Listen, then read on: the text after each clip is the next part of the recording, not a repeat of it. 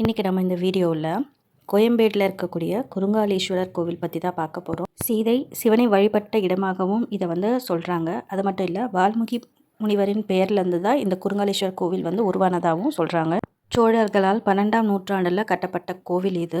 அது மட்டும் இல்லை, இது ராமாயணத்தோட தொடர்புடைய கோவிலும் கூட. இந்த கோயம்பேடு அப்படின்ற பேர் கூட பார்த்திங்கன்னா, கோ அப்படின்னா குதிரையும், அம்புன்றது அம்பாகவும், போடு அப்படின்றது பார்த்திங்கன்னா அந்த இடத்தையும் குறிக்கிறது.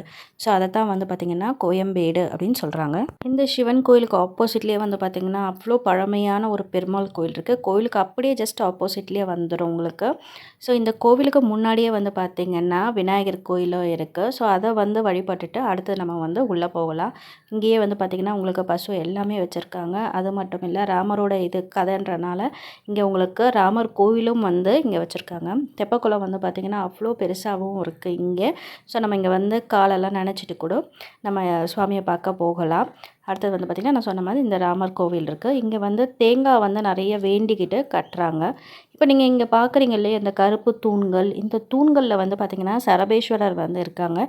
ஸோ ஞாயிற்றுக்கிழமை பார்த்திங்கன்னா ராகு காலத்தில் 4:30லேருந்து 6 மணி வரைக்கும் அப்போ உங்களுக்கு ராகுகால பூஜையும் இந்த கோவிலில் நடக்கும். ரொம்ப பயங்கரமான பிரசித்தி பெற்ற கோவில் இது. ஸோ இப்போ கோயில் கோபுரத்துக்குள்ளே பார்க்கலாம். ஸோ அப்படி உள்ளே வந்தீங்கன்னா நம்ம கொடிமரம் பார்த்துட்டு நந்தியை பார்த்துட்டு சுவாமியை பார்க்கலாம்.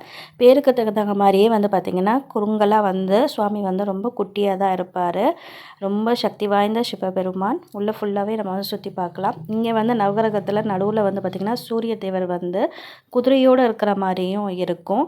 ஸோ இது நிறைய கோவிலில் இருக்காது. ஒரு சில மெயினான சிவன் கோயிலுக்குள்ள மட்டும்தான் இருக்கும். இங்கே அப்படி இந்த கோயிலே அந்த ஸ்பெஷல் இருக்குது.